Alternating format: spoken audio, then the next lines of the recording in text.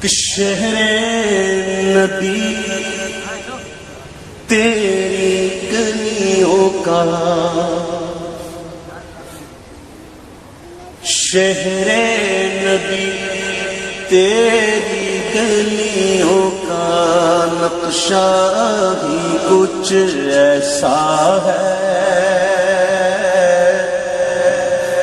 شہر نبی۔ یہ اپنے سماج میں، ہمارے سوسائٹی، ہمارے معاشرے میں جو کچھ غلط فہمیاں، غلط رواج پیدا ہو جاتے ہیں، پھیل جاتے ہیں، اس پر یہ سوال ہے، اور واقعی میں اسے غور سے سمجھنے اور اپنے معاشرے میں، اپنے سوسائٹی سماج میں اگر ہم کہیں ایسا ہوتا ہوا دیکھیں تو اس کی اصلاح کرنے کی ہماری ذمہ داری بنتی ہے ایک مسلمان ہونے کی حیثیت سے۔ لہٰذا آپ اسے بہت غور سے سنیں۔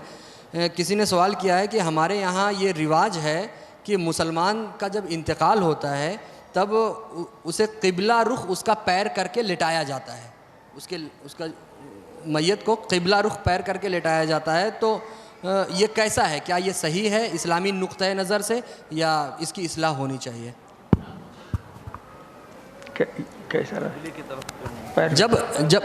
جب انتقال ہوتا ہے تو قبلے کی طرف پیر کر کے اس کو لٹایا جاتا ہے، تو اسلامی نقطۂ نظر سے کیا؟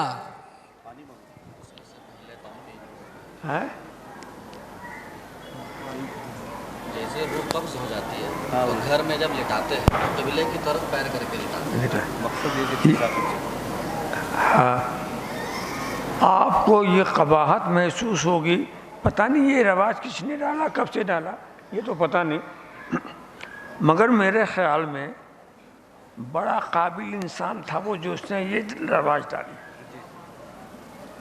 وہ کوئی عارف لگتا ہے، وہ کوئی عارف لگتا ہے جس نے یہ رواج ڈال دیا۔ آپ کو کیا ہوا کہ قبلے کی طرف ہم پیر نہیں کرتے، نہیں کرنا چاہیے جب تک زندہ، اور مرتے ہی قبلے کی طرف پیر ہو گیا، یہی تو خدشہ دل میں پیدا ہوا نا۔ زندگی میں تو ہم نے نہیں احترام کیا، مرنے کے بعد جناب والا قدرت نے مرنے والے کی بڑی رعایت کی، بڑی۔ ایک تو مریضوں کی بڑی رعایت ہے جو بیچارے ہل نہیں سکتے، پڑے ہوئے ہیں، ایسے ہی مرنے والے کی بڑی رعایت ہے۔ تم کسی مردے کے پیر کو قبلے کی طرف کرو تو کر ہی نہیں سکتے، ناممکن ہے۔ اس نے اپنی خواہش سے تو کیا نہیں، موت ہو گئی اس کی، تو قبلے کی طرف اس کا پیر ہو ہی نہیں سکتا۔ کیوں؟ میت کے لیے یا مریض کے لیے سمت کیا ہے؟ لٹا دو اس کو، لٹانے کے بعد بٹھانے پر اس کا چہرہ جدھر ہو، کیا بات ہے، اس کا چہرہ جدھر ہو وہ اس کا رخ ہے۔ تو مردے کو لٹا دیا اور بٹھاؤ تو چہرہ کی طرح، قبلے کی طرف۔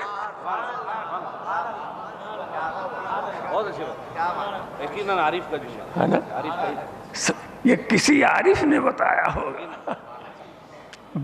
اب یہ پیر کدھر ہے یہ نہیں دیکھا جاتا، یہ دیکھا جاتا اس کو بٹھا دو تو رخ کدھر ہوتا،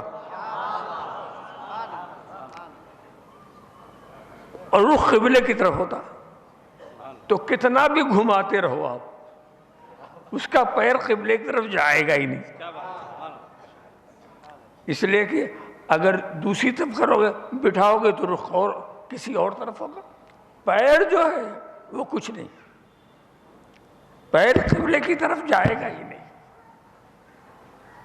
تو جدھر رخ وہی اس کی سمت، اسی لیے آپ لے کے چلیں، میت کو لے کے چلیں، مڑتے ہیں کبھی ادھر ادھر کچھ بھی کریں، مگر اس کا رخ جدھر ہوگا بٹھانے کے بعد یہی کہیں گے کہ اس کا رخ اسی طرح،